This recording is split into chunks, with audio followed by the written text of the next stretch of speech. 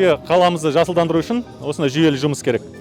Биыл 2021 жыл біз 1 миллион жасыл желектерді егуді жоспарладық. Соның жартысынан көбі ол көктемде егілді.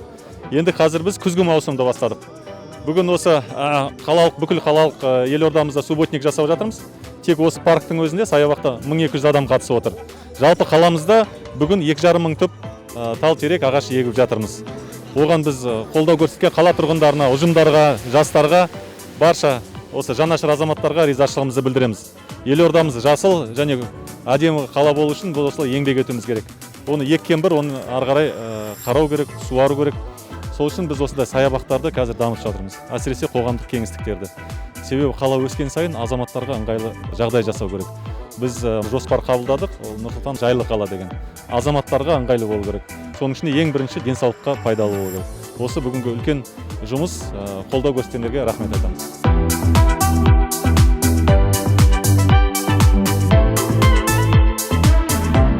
Сегодня у нас состоялась такая массовая акция по посадке деревьев в рамках Всемирного дня чистоты, Всемирного дня экологии. То есть сейчас по всему миру приятно осознавать, что по всему миру абсолютно проводятся экологические акции.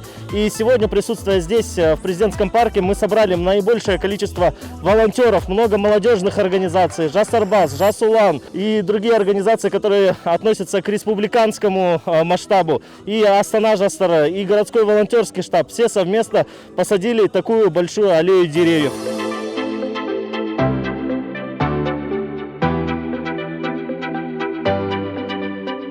Атадан мал қағанша талғасын демейміз. Бүгін Нұрсұлтан қаласының Жас Сарбаз Нұрсұлтан қала филиалына 50-ге жоқ жас сарбаздар бүгінгі көгаландыру жұмысына тартылып, тал егу жұмыстарына белсене араласып отыр.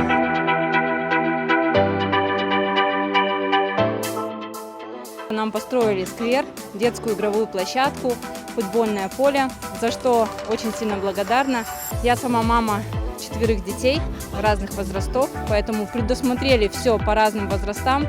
Надеюсь, что многие жители моего района это оценят, будут следить за чистотой, за порядком, чтобы не было варварства, чтобы все было чистенько, аккуратно.